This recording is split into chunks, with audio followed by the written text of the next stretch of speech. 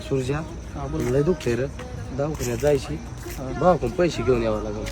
हो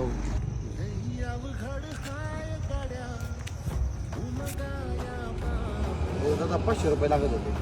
500 रुपये हा सोडतो तुला ऑनलाईन. बरं सुरजा चल आलोय पैसे घेऊन. अरे काय बावळट आहे तू, आता काय बारीक राहिला का? जाऊन भावाला जाऊन पैसे घेऊन आलाय. अरे काय दलिंदर हे. अरे त्याला काय होतंय सुरजा?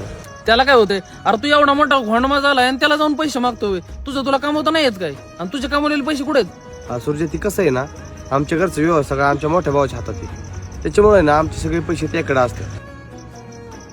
आणि कसं आहे सुरजा, आम्ही दोघं कमवतो रे, पण कसं आहे घरचं व्यवहार एक हाती असला ना मग घरात भांडणं होत नाही. त्याच्यामुळे ना आम्ही सगळं व्यवहार त्याच्या डोक्याने करतो. हा चालतंय, येतो मग मी दवाखान्यात जाऊ ना. उभा जन्म उधळी